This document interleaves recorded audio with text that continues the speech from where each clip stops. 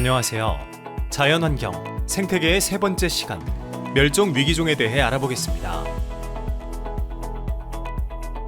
생물 다양성은 생명의 그물망이라는 말을 합니다. 그만큼 여러 종의 생물들이 서로 상호에 존하는 관계를 맺기 때문입니다. 이번 시간에는 멸종 위기의 생물종에 대해 학습하면서 급속도로 멸종 위기종이 늘어나는 이유가 인간의 서식지 파괴와 포획 등 인간 활동에 의한 것임을 이해할 수 있어야 하겠습니다. 우리가 지금부터라도 관심을 갖고 생물종들의 보존을 위해 노력해야 인류도 지구상에 함께 공존 공영할 수 있다는 것을 알아야겠습니다.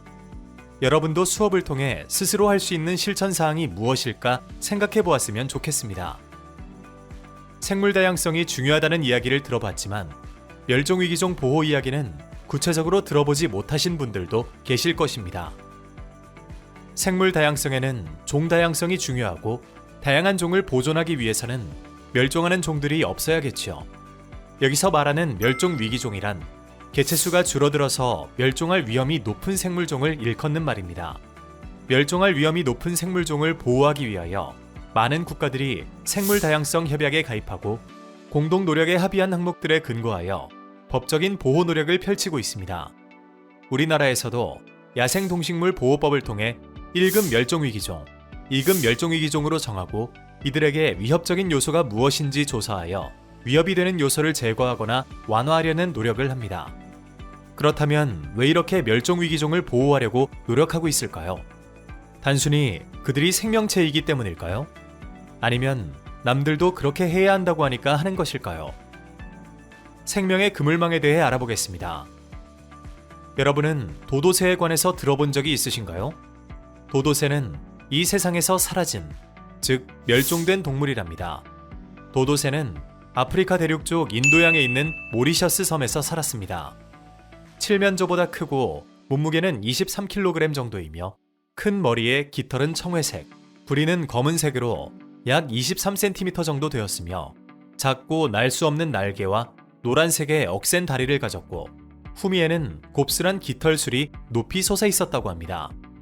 과거에는 이곳이 무인도였고 도도새를 위협하는 천적이 없었기 때문에 진화 과정에서 날개가 퇴화되었다고 합니다. 그래서 날지 못하고 걸어다니다 보니 인간에게 발견된 이후 빠르게 포획되었지요. 도도새가 살았던 모리셔스 섬은 1500년대 포르투갈 선원들이 방문한 이후 항해를 하는 배들이 쉬어가는 섬이 되면서 식량과 거래 목적으로 100여 년 만에 빠른 속도로 도도새가 사라지게 되었습니다.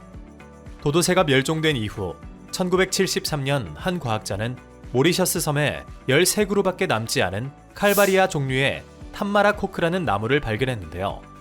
과학자는 이 나무들 전부가 수명이 300년가량이며 1600년대 이후로 번식을 멈춘 것을 파악했습니다. 어쩌다 번식을 멈추게 된 것일까요? 본래 도도새는 이 나무의 열매를 먹고 살았고 이 나무는 도도새의 소화기관을 통해야만 씨앗의 발화가 가능했기 때문이었습니다. 그러니 도도새의 배설물이 사라지면서 이 나무도 더 이상은 번식을 할 수 없게 되었던 것이죠.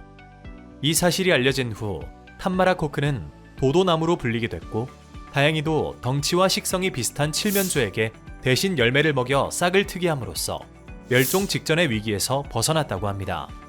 도도새와 도도나무의 관계만이 유일한 사례일까요?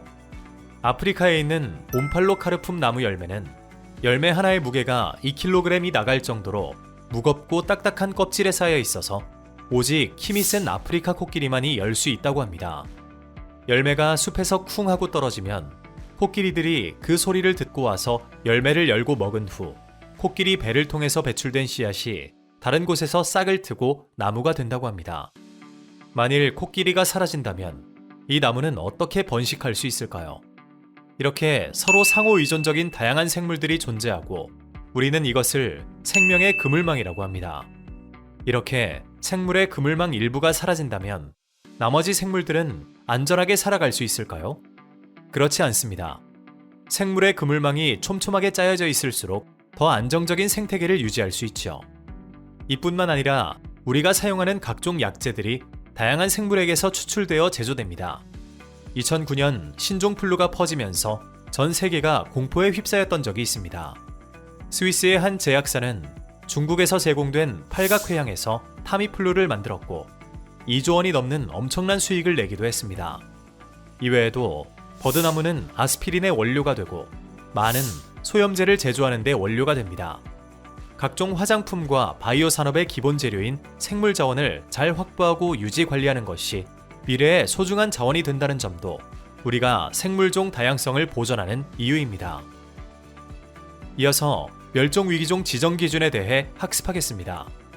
멸종위기에 있는 생물종을 조사해서 멸종위기종을 지정하여 보호하고 있습니다.